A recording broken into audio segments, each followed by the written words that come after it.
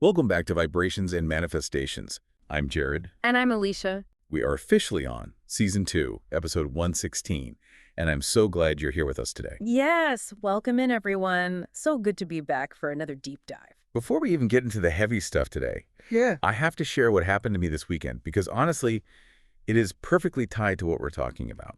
So, I have this massive Monstera plant in my living room. Oh, the one by the window. That thing is practically a tree at this point. Right. It's huge. And it was doing so well, just growing like crazy. But recently, the leaves started turning yellow. And I couldn't figure it out. I'm watering it. I'm giving it sunlight. So finally, Saturday morning, I decided to pull it out of the pot to check the roots. Oh, no. I know exactly where this is going. Yeah, it was completely root out. Like the roots were just violently spiraling around themselves in this tiny plastic nursery pot. It had entirely outgrown its container. And because I didn't have a bigger pot on hand, I kind of sat there staring at it, realizing like the plant literally cannot receive any more water or nutrients because there is no space left to hold it. Wow. I mean, if that is not the most perfect metaphor for nervous system capacity, I literally don't know what is. Exactly. I was standing there covered in potting soil, and it just hit me.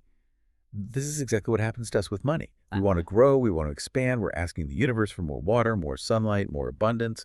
But our internal container, like our actual biological pot, is completely maxed out. Right. The roots have nowhere to go. Yeah. And that is exactly what our deep dive is about today. We're going to unpack the gap between your conscious, intellectual desire for financial stability, the part of you that wants the big leaves and the growth, and your body's hidden biological capacity to actually hold on to it. Which is such a massive paradigm shift, because if we only look at financial growth through the lens of like a spreadsheet or an investment portfolio, we miss the entire human element. Numbers on a screen are just, well, they're completely inert. They don't do anything on their own. The volatility, the stress, the sudden self-sabotaging behavior, all of that comes from the nervous system of the person who is looking at those numbers. And I want to speak directly to you listening right now, because we really need to normalize something before we get into the heavy neuroscience and the manifestation mechanics. Yeah. Right. Wanting more money, wanting true financial stability, wanting the freedom to just breathe easy and not, calculate the grocery bill in your head before you hit the checkout line. That is completely normal. Oh, absolutely. It is healthy. It's a baseline human requirement for a low-stress life. We all want that.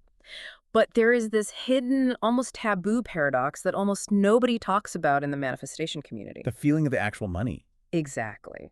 Why is it that the prospect of getting more money, or even just sitting down to look at a positive budget, so often feels physically heavy? Like, why does checking a healthy bank balance sometimes trigger the exact same anxiety as checking an overdrawn one? It's wild, right? But to answer that, we have to completely shift our understanding of what wealth actually is. Yeah. The overarching theme of our deep dive today is this. Your financial reality is not primarily about your ability to acquire more money. That goes against everything we're taught. Right. Acquiring money is just a mechanical action. The real bottleneck is whether your nervous system can handle that money without going into a profound biological stress response. Yeah. So the ceiling on your wealth isn't your intelligence. It's not your work ethic. And it is certainly not your worthiness. It is your biological capacity to feel physically safe in the presence of more. Okay, I love that. But I do want to push back on that premise right out of the gate. Because it sounds a bit like we are giving people a pass on basic financial literacy. Oh, so? Well, are we really saying that when someone blows through a $10,000 bonus in a single weekend, it's just a biological reflex? Like, isn't it just a lack of discipline? Or, maybe they just don't know how to set up a high-yield savings account. It feels like we're separating this into two different worlds. That's a really fair question. Right, because layer one is the desire, I want more money, and layer two is the capacity. But surely the intellectual knowledge of what to do with the money matters just as much as the biological capacity to hold it. Okay, so financial literacy absolutely matters. I'm not discounting that, but it is entirely subordinate to biological regulation. Subordinate, meaning the biology always wins. Always. You can hand someone the absolute greatest, most foolproof investment strategy in the world. But if their nervous system detects a threat, they will physically be unable to execute that strategy. And we see the most striking, undeniable evidence of this in the phenomenon of sudden wealth. Oh, like lottery winners. Exactly. If you look at the documented patterns of lottery winners, it strips away the whole argument that this is merely about intelligence or education. Mm. Massive percentages of people who receive sudden windfalls, whether it's the lottery, a huge inheritance, or a sudden legal settlement, they end up entirely bankrupt within 3 to 5 years. 3 to 5 years. That is so fast when you're talking about millions of dollars. It's incredibly fast. They experience this instant monumental external expansion, and then they lose absolutely all of it. They end up exactly where they started, or honestly, more often than not, they end up in significantly worse debt. And society's reaction to those stories is always so incredibly judgmental. Oh, totally. You read the article about the lottery winner who went broke, and the comments are always like, oh, they were just foolish. They bought too many sports cars. Or if I won that money, I'd just put it in an index fund and live off the interest quietly. We assume we are intellectually superior to the person who lost it all. Right, because we blame their intellect because it makes us feel safe. We think, I am smarter than them, therefore that terrible thing wouldn't happen to me. Yep. But behavioral finance completely dismantles that arrogant assumption. It is not a lack of intelligence that causes the bankruptcy. It is a severe, violent mismatch between external gain and internal readiness. Because their internal pot is too small. Exactly. Think about what sudden wealth actually introduces to a human being. It creates this overwhelming surge of pressure. There is entirely unfamiliar responsibility. There are massive, really complex tax implications, and perhaps most severely, there are shifting social dynamics. Oh, the social piece is huge. It changes everything. Suddenly, your relationships change, family members look at you differently, friends want investments in their, sketchy startup businesses. You become hyper-visible. To the nervous system, this doesn't feel like a blessing. It feels like a multi-front attack on your survival. Because humans are tribal creatures, right? Right. Like, deep down in our DNA, if gaining wealth suddenly separates you from your tribe or makes your tribe look at you with envy or expectation, your brain interprets that as social exile. Right. And historically, being exiled from the tribe meant literal death. You starve alone in the woods? Precisely. The nervous system registers this massive influx of resources as a profound, isolating threat. And that leads to a state of complete biological overwhelm. And when the nervous system is overwhelmed, the logical brain just shuts down. The prefrontal cortex, the part of you that knows how to budget, goes completely offline. Wow. Which drives impulsive decisions, wild overspending, and emotional instability. When you see a lottery winner buying their 5th luxury car in a month, they aren't spending the money because they are inherently foolish. They're spending the money to subconsciously relieve the unbearable, crushing physical pressure of holding it. They're trying to empty the pot. Yes. They are trying to get back to a baseline that feels familiar, even if that baseline is poverty or struggle. Because to the nervous system, familiar equals safe. Man, I can relate to this on such a visceral level, and I want to share this story with you listening because it completely changed how I view my own biology and my own manifestation practice. I remember when this happened. Yeah, it was wild. So I've never won the lottery, obviously. Yeah. But a few years ago, I lived the micro version of this sudden wealth phenomenon. I landed what was, at the time, the absolute biggest contract of my career. It was a massive leap in income.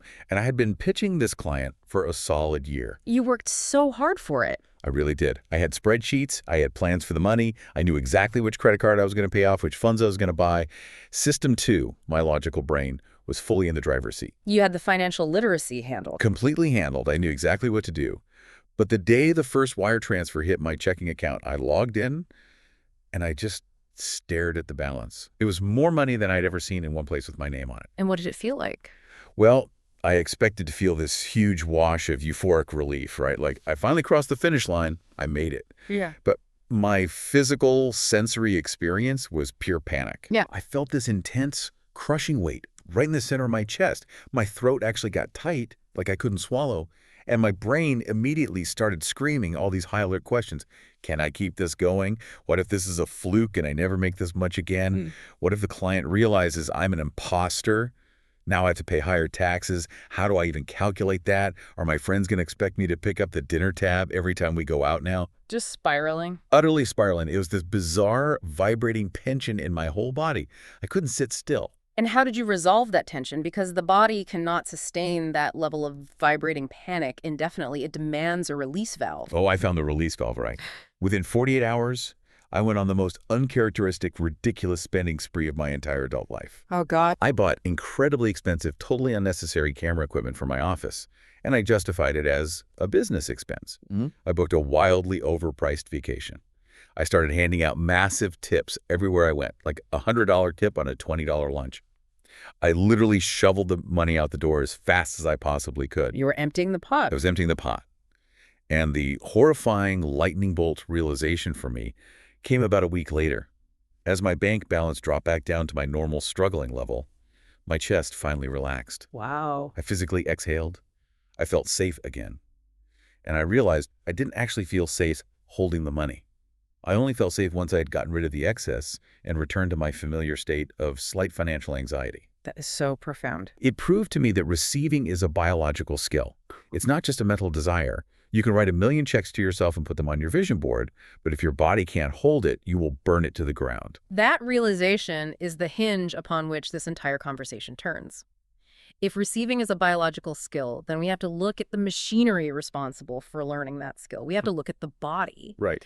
And this brings us to the work of Dr. Stephen Porges, who developed polyvagal theory. Now, polyvagal theory is arguably one of the most important frameworks for understanding human behavior in the last century because it provides the exact biological blueprint for what happened to you in that 48-hour window. Okay.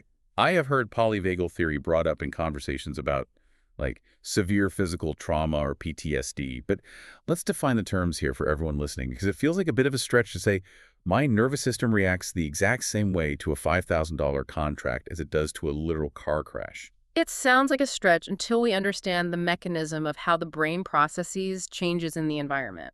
At its core, polyvagal theory explains that your brain and your autonomic nervous system are hardwired for one primary overriding directive, which is survival. Just keep me alive. Just keep you alive. And through a biological process called neuroception, your nervous system is constantly scanning your environment. Now, neuroception is different from perception. Okay. Perception is conscious. Like you look at a room and you perceive the color of the walls. Neuroception is entirely subconscious. It is your body taking in data from your surroundings. Tone of voice, facial expressions, temperature, and yes, resources. And it's asking one binary question over and over again. Am I safe or am I in danger?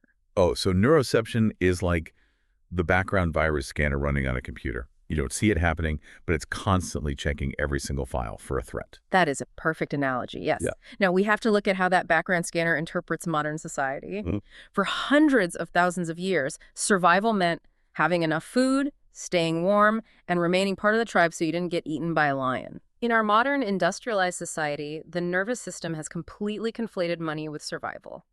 Money is not paper or digital numbers to the amygdala. Money is food, it is shelter, it is safety from the elements. It is access to life-saving healthcare. Wow. So to our ancient biology, the bank account is the modern equivalent of the food cache in the cave. Yes. But here is where the glitch in the system occurs.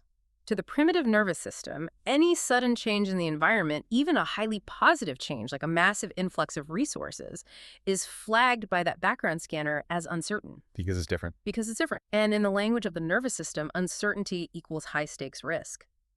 The body prefers a predictable state of low-grade misery over an unpredictable state of extreme abundance. Therefore, more money triggers an immediate threat response. Wait. Let me make sure I'm really getting the biological mechanism. Yeah, let's unpack it. You were telling me that when I opened my banking app and saw that large deposit, my body, my physical biological hardware, literally flooded my bloodstream with the exact same cocktail of chemicals it would use if a bear walked into my living room.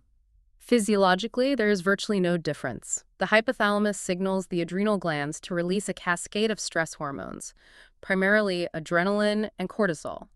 Your heart rate accelerates, blood pressure spikes. The intercostal muscles in your chest literally tighten, bracing your ribs for a physical blow. Which is exactly what I felt. Yes. The body does not differentiate between the stress of a physical predator and the stress of a massive unfamiliar tax bracket. Your nervous system doesn't understand the concept of a promotion. It just knows the environment has rapidly, unexpectedly changed, and it sounds the alarm. That perfectly explains the tight chest and the shallow breathing I felt. But how does that cocktail of cortisol and adrenaline lead to me buying a bunch of camera gear I didn't need? If I'm in fight or flight mode, shouldn't I be hoarding the resources, not throwing them away? You would think so, right. But to understand the spending spree, we have to bridge polyvagal theory with behavioral economics. If we look at Daniel Kahneman's groundbreaking work, he details this in his book, Thinking Fast and Slow. The mechanism becomes crystal clear. Okay. Kahneman describes two systems of thought operating in the brain. System one is the fast brain. It is automatic, emotional, survival-driven, deeply unconscious, and it operates almost entirely in the amygdala and the brainstem. System two is the slow brain. It is logical, deliberate, rational, and operates in the prefrontal cortex. So system 2 is the part of me that spent a year building the spreadsheet, pitching the client, and planning the index fund investments. Yes. System two is the modern human. System one is the ancient survivor. Got it. Now, here's the mechanism of self-sabotage. When system one, the fast survival brain, detects that threat of the unfamiliar via neuroception, it initiates a hostile takeover. When cortisol floods your system, blood flow is literally restricted from your prefrontal cortex. Shutting down system 2. Shutting it down. The brain essentially says, we don't have time to do long-term math right now. We are under attack. It redirects that metabolic energy to immediate motor action. Logic goes completely out the window. Oh, wow. So I wasn't just ignoring my logical plan. My logical brain was literally starved of blood flow. It was offline. It was offline. And because your system was flooded with the uncomfortable vibrating energy of cortisol and adrenaline, your body demanded an immediate countermeasure. It needed dopamine to soothe the panic. Ah, the spending spree. Buying that overpriced camera equipment was your system one seeking an immediate, tangible dopamine release. Furthermore, getting rid of the money reduced the environmental complexity. It returned your bank account to the baseline that System 1 knew how to survive. It shrank the plant back down to fit the pot. Exactly. From a societal perspective, we call that self-sabotage. But from a biological perspective, it is a highly successful protection strategy. Yeah. Your system worked perfectly. It neutralized the perceived threat of more by forcibly returning you to your familiar, predictable baseline. Man, that completely flips the script on how we view our own failures. Think about how much shame people carry because they can't seem to break through a certain income ceiling. So much shame. Or because they always seem to blow their savings when it hits a certain number. We label ourselves as broken or lazy or just fundamentally bad with money. The shame is entirely misplaced. The system isn't broken. It's just operating on an outdated set of instructions. It makes me think of an infrastructure analogy. We usually talk about software, but let's make it physical. Think of your current nervous system capacity as a 2-lane country road. Okay, I like this. It's built to handle a certain amount of local traffic, right? Yeah. Your normal paycheck, your daily expenses.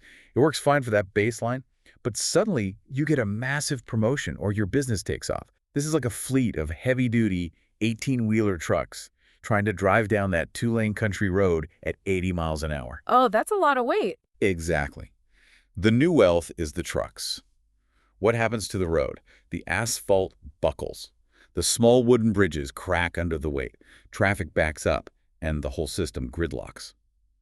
You cannot run next-generation wealth on outdated, unregulated infrastructure. No, you can't. You don't need to get rid of the trucks. You need to physically upgrade the road into a multi-lane highway with reinforced concrete. That is a phenomenal way to conceptualize it. The goal isn't to stop the trucks from coming. The goal is to build the multi-lane highway.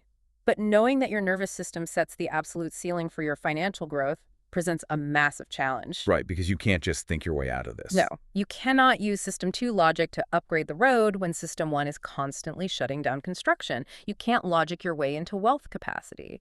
And you certainly can't just repeat positive affirmations in the mirror if your body is secretly terrified and bracing for impact. Which means we have to move out of theoretical, intellectual understanding and into actual somatic experience. We have to physically teach the body that the 18-wheelers are not a threat. We need to update the hardware. And that requires moving into the body. This brings us to the principles outlined by trauma researcher Dr. Bessel van der Kolk. In his work, he proves that implicit memory, the body's memory of past stress, poverty, or emotional pressure, lives in the physical tissues and the nervous system, not just in the cognitive mind. The body keeps the score. Exactly. The body remembers the stress of not having enough, and it violently resists the vulnerability of having more. Because having more means you have more to lose. Okay, so we want to do something highly practical right now. I want to transition this from a theoretical discussion into an active, real-time workshop. Yes, let's do the work. If you are listening to this while driving, please keep your eyes on the road and just listen. But if you are washing dishes or sitting at your desk or walking the dog, I invite you to slow down for a minute. We're going to expand your capacity right now together in real time. Because as we just discussed, the only way to prove to your nervous system that it is safe is to let it physically experience safety in the presence of a trigger. We have to introduce the trigger in a microdose and then immediately manually override the threat response. Exactly. Let's do this together. I'm going to model this live. Step 1 is notice and rest. Name the signal. I want you, the listener, to sit back and in your mind, I want you to conjure a specific financial trigger. Think about a sudden massive influx of cash. Or conversely, think about receiving a massive unexpected tax bill. Whatever feels heaviest to you. Right. I'm going to think about opening a certified letter from the IRS that says I owe $50,000. Okay, I have the image in my head. Immediately, I am dropping my attention out of my cognitive brain and down into my physical body. As Jared is doing this, I want you, the listener, to do the exact same thing with your specific trigger. What is the physical sensory reaction happening right now? Do not judge it. Do not try to fix it. Just observe the data. Wow. Okay, just holding that image of the IRS letter for 5 seconds. My physical state changed entirely. My shoulders just crept up toward my ears. There's a distinct fluttering, almost a hollow feeling, right behind my sternum, and I can feel my jaw locking up. That reaction you are experiencing and the reaction the listener is experiencing right now is your current capacity baseline. It's the dirt road. It's the dirt road. That is the physical manifestation of System 1 sounding the alarm. Your body is revealing exactly where its threshold for expansion and stress currently sits. By simply naming the sensation, my jaw is locked, my stomach is tight, you are engaging the prefrontal cortex as an observer rather than letting the amygdala run wild in the dark. Okay, I have named it, the flutter in the chest, the tight jaw. Now, step 2. We are going to regulate. We're going to send a manual override signal to that fast survival brain to stop the cortisol flood. And we do this through the breath. This is so important. I want you to join me. Take a slow, deep breath in through your nose, filling the belly, not just the chest. And now, let out a much longer, slower exhale through your mouth, like you are blowing through a straw. Let's do that one more time. Deep inhale through the nose, and a long, sustained, slow sigh out through the mouth. Purposely command your shoulders to drop away from your ears, unclench your teeth, let your tongue fall away from the roof of your mouth. Let's explain the biology of why that specific breath matters. When you make your exhale longer than your inhale, you are physically stimulating the vagus nerve. The information highway. Exactly. The vagus nerve is the main informational highway between your internal organs and your brain. By slowing the breath and engaging the diaphragm, the vagus nerve sends a mechanical signal up to the brainstem that says, hey, we have time to exhale slowly. Therefore, there is no predator chasing us. We are biologically safe. It flips the switch. It activates the parasympathetic nervous system, which acts as the brake pedal, slowing down the heart rate and halting the production of adrenaline. I can literally feel the flutter in my chest subsiding. The image of the IRS letter is still in my mind, but the physical panic attached to it has dropped by half. And now, from the slightly more settled, regulated state, we move to step 3. Introduce safety and expand. While holding on to that regulated breath, I want you to mentally introduce this phrase to your system. It is safe for me to receive more. Just feel that phrase. Just let the words land in your body like a stone dropping into a pond. Watch the ripples. We aren't forcing toxic positivity here. We aren't demanding that you believe it intellectually with 100% certainty. We are just gently stretching the edge of your capacity. Notice how your body responds to the phrase. It is safe for me to receive more. If you felt a little spike of panic return when you heard that phrase, maybe a thought popped up saying, no, it isn't, they'll take it all away in taxes. If that is completely fine. Just go back to the breath. Long, slow exhale. We're introducing the concept of expansion and then immediately showing the body that it doesn't have to freak out. This micro moment of regulation is profound. You cannot rewire decades of nervous system programming in one afternoon. You do it in these tiny incremental micro moments. You introduce a tiny bit of the heavy traffic to the country road, and you reinforce the asphalt. Rep by rep. Rep by rep. Over time, doing this repeatedly debugs the deeper subconscious programs that have been secretly running your financial life. I really want to dig into that concept of debugging the subconscious programs, because there is a very common, very insidious trap that almost everyone falls into when they start making more money. Oh, the finally relax trap. Yes, it's the belief that says, if I just had more money, I would finally relax. The pressure would disappear. My anxiety, my relationship problems, my stress, it would all just vanish if I had an extra $50,000 in the bank. We treat money like it is a pharmaceutical anxiety medication. Which is a fundamental, dangerous misunderstanding of what money actually does and how the brain interacts with resources. If we look at the core principles outlined by Morgan Housel in his book, The Psychology of Money, we can dismantle this belief completely. Let's do it. Housel's work illustrates that financial success is not a hard science. It is a soft skill where how you behave is more important than what you know. The hidden subconscious program beneath the phrase "money will make me relax" is actually a deeply disempowering belief. How so? It is the belief that says, I am not okay until something outside of me changes.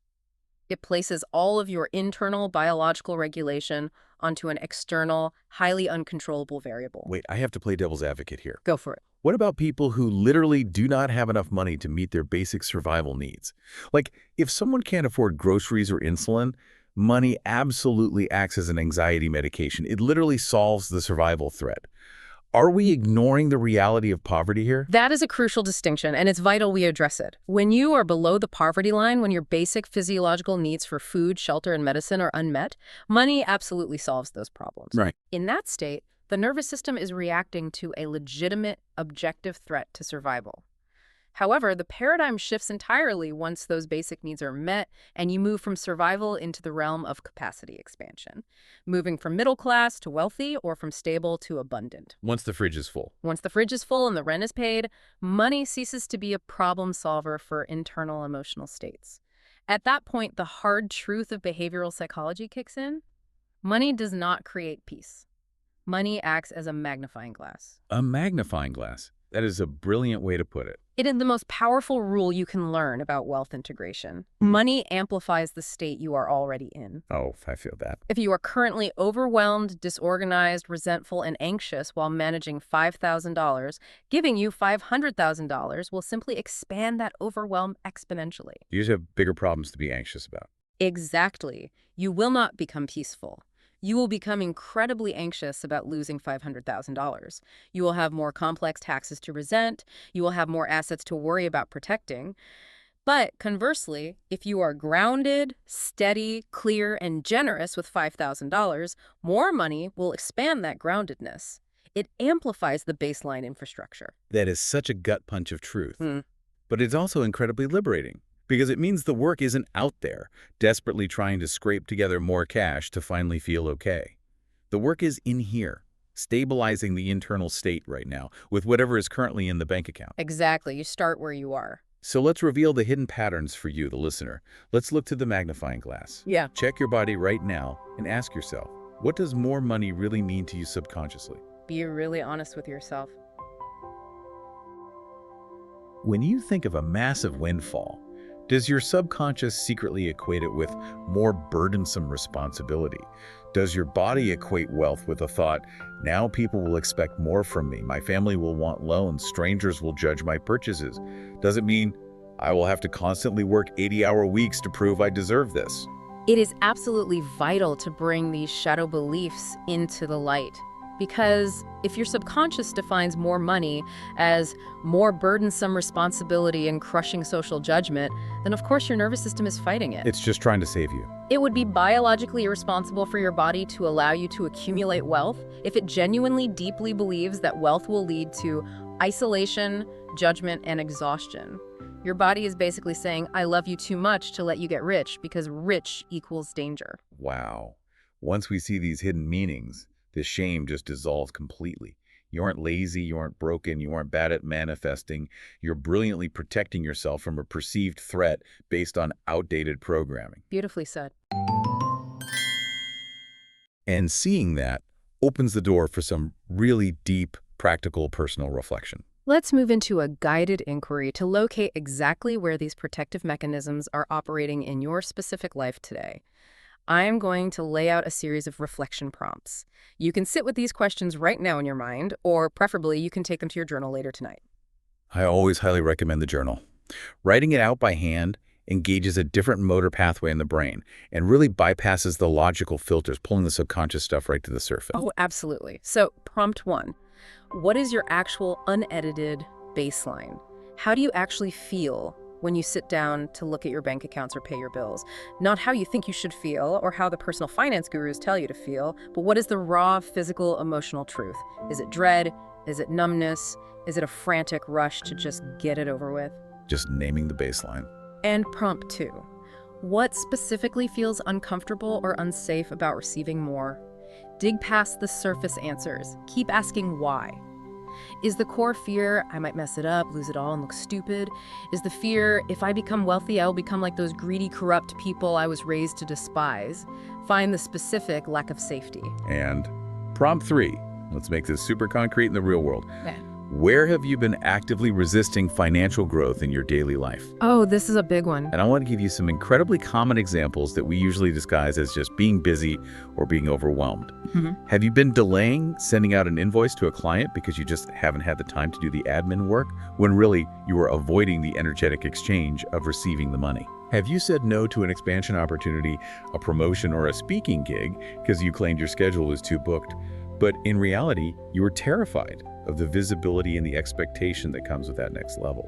Or, like my story earlier, do you have a habit of going on Amazon and spending money instantly the second your paycheck clears, just to relieve the anxiety of holding a larger balance? Look at your calendar and your bank statements. Where's the resistance showing up disguised as logistics? Those are highly revealing examples because the nervous system is incredibly clever at masking fear as logistics. Oh, I'm just too busy. Once you identify how the resistance shows up, you can move to prompt 4 and 5, defining safety. Defining it is so hard because we're used to the chaos. Right, we spend so much time analyzing our anxiety and our trauma, we rarely pause to define the alternative. I want you to ask yourself, what would safety with money actually feel like in your physical body? Not the intellectual idea of safety, like a specific net worth number, but the somatic feeling. Would it feel calm? Would it feel like a steady, low hum in your chest? Would it feel unrushed? Would your breathing be deep into your belly? I love that specific word, unrushed. To me, true financial safety isn't about luxury. It feels like the complete absence of urgency. It's the feeling of knowing the bill is due and having zero physical rush to pay it because the resources are just sitting there, steady and waiting. Exactly. And the ultimate goal of all of this work is to begin practicing that physical feeling of unrushed calm right now, today, regardless of what the bank balance says. Because to move from intellectual understanding to somatic integration, the body has to rehearse the new feeling before the external reality changes. The infrastructure must be upgraded before the trucks arrive. And that brings us to the integration practice. We are going to smoothly transition into a guided visualization. The purpose of this is to physically anchor this new feeling of infrastructure and safety into your nervous system. We are going to practice the skill of holding more. Get comfortable. So wherever you are, I just want you to settle in. If you are somewhere safe to do so, gently close your eyes. If you are moving, just soften your gaze and let your focus widen. Allow your breathing to slow down. Remember the long exhale. Inhale through the nose, long sigh through the mouth. We are manually signaling safety to the biology. Feel the physical weight of your body resting on the chair, or the feeling of your feet flat on the floor. Notice that the ground is completely supporting you. Gravity is doing the work. You do not have to exert any effort to be held right now. Just breathe. To be here. Now, in your mind's eye, I want you to imagine a piece of infrastructure. Think of a road. Maybe it's a narrow two-lane dirt road winding through a quiet forest. This road represents your current nervous system capacity for wealth and pressure. Look at the edges of it. Notice how narrow it is. Now, imagine a stream of traffic representing your current finances. A few cars pass by smoothly. It handles the baseline perfectly. Notice the physical feeling of watching this narrow road. It feels familiar, it feels manageable as long as nothing unexpected happens. But now I want you to imagine that suddenly a massive fleet of heavy, next-generation 18-wheeled trucks appears on the horizon. A massive new opportunity, a windfall, a sudden rush of heavy abundance. Watch them approach. Notice the immediate panic as they approach your narrow dirt road.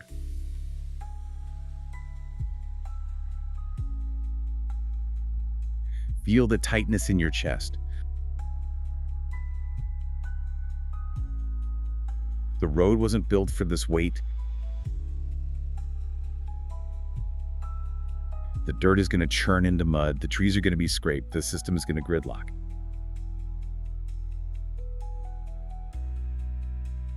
Feel the urgency, the desperate desire to put up a roadblock and turn the trucks away so you don't have to manage this overwhelming destruction.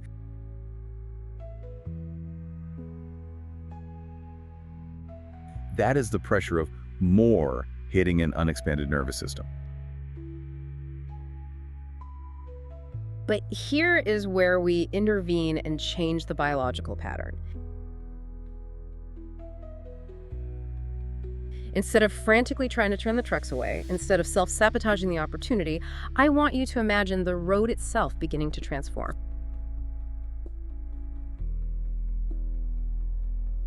Feel the ground shifting. The infrastructure is upgrading in real time. The dirt paves over into thick, reinforced concrete. The two narrow lanes expand outward, clearing the forest back safely, becoming 4 lanes, then 6 lanes, then 8 lanes. The bridge is reinforced with heavy steel. Watch as the structure of your capacity physically expands.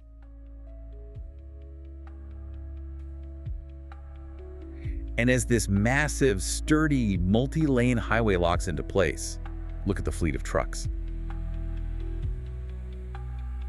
That exact same massive weight of wealth, the more that was just about to cause a catastrophic gridlock, now rolls onto the highway smoothly, quietly, and comfortably.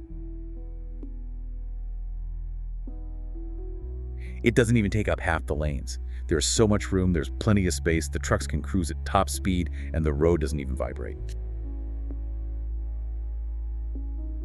Feel the shift in your physical body as you look at that heavy abundance resting easily on the upgraded infrastructure. The frantic urgency is gone, the tightness in the chest dissolves. You are steady, you are strong enough to hold this weight. Take a deep, slow breath into that feeling of immense, spacious steadiness. And I want you to mentally repeat this anchor thought. I am becoming someone who can hold what I desire.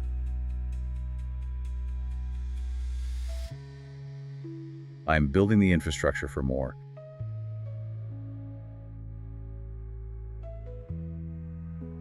My capacity is expanding.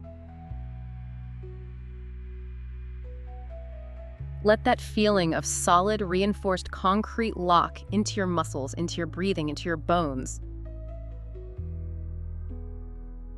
And as you gently bring your awareness back to the present moment, wiggling your fingers and toes, opening your eyes, notice that this internal somatic shift is the absolute prerequisite for real-world behavioral changes.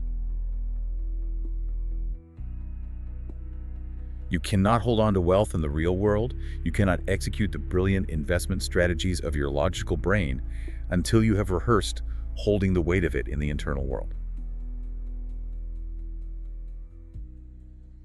Welcome back. I really hope you felt that shift. Because that brings us to the true integration of everything we have unpacked today. If we synthesize this entire journey from the tragic stories of the lottery winners to the profound insights of polyvagal theory and neuroception to Kahneman's fast and slow brain, all the way to expanding our internal infrastructure, it all boils down to one incredibly powerful central thesis. I want you to write this on a Post-it note. Put it on your bathroom mirror. Put it on the dashboard of your car. You don't receive what you want. You receive what you can hold. It is practically a law of biological physics. The universe, your career, your business, and your life will only ever deliver what your nervous system can safely process without short-circuiting. If you force more than you can hold, your biology will find a way to dismantle it to keep you safe. So how do we take all this heavy neuroscience and actually apply it to your life this week? I want to give you a highly practical, very simple integration step. We are not doing massive financial overhauls today. Do not go log into your retirement accounts and try to reorganize your entire investment portfolio this afternoon based on this deep dive. That is way too much pressure. Please don't do that. Instead, we are just going to practice the pause. Sometime this week, money is naturally going to show up in your daily life. A utility bill is going to arrive in the mail, or your biweekly paycheck is going to clear your account, or you're going to stand at a checkout counter to buy groceries. When that mundane financial moment happens, I challenge you to just pause, just for 3 seconds. 3 seconds is all it takes. Notice what your physical body is doing in that exact moment. Are your shoulders creeping up to your ears? Are you clenching your jaw? Are you holding your breath while the card reader processes? Notice the biological reaction. Take one slow breath with a long exhale to stimulate the vagus nerve, let the shoulders drop, and then make the purchase or pay the bill from a place of physical steadiness rather than autopilot survival pressure. I want to emphasize that this practice is absolutely not about perfection. The goal is not to become some enlightened Zen master who never feels a spike of stress about money ever again. That is an impossible, paralyzing standard that will only make you feel like you are failing. The win is simply the awareness. Just catching it. The win is noticing the tension, catching the old survival-based software trying to boot up, and gently overriding it by returning to the breath. Every single time you do that, you are microscopically widening the road. You are pouring an inch of new concrete. It's just like lifting weights. It's the reps. You are taking your nervous system to the gym. And before we wrap up, we want to leave you with a final provocative concept to mull over on your own this week as you notice these feelings. Consider this reframe. What if the friction, the anxiety, and the stress you currently feel around money isn't a sign that you are failing? What if it's not evidence that you are bad with money, or fundamentally broken, or unworthy of wealth? What if that exact friction is simply the very normal, healthy biological sensation of your infrastructure trying to stretch to a new size? Like a growing pain. Just like a muscle burns and tears slightly when it is growing in the gym, your nervous system feels tension when it is expanding its capacity. The discomfort isn't a stop sign. It isn't a red light telling you to turn back. It is the physical proof of expansion. I absolutely love that perspective. The discomfort is proof of expansion. The burn means the muscle is growing. And once you begin to truly feel safe receiving more, once that internal highway is fully paved and sturdy, the very next challenge on this journey is figuring out how to take action and drive on that highway without falling into the trap of burnout or forced hustle. How do we move forward and fill that capacity without grinding ourselves into the dirt? Finding that balance between aligned, inspired action and the exhausting, toxic grind well, that is a massive journey for another deep dive.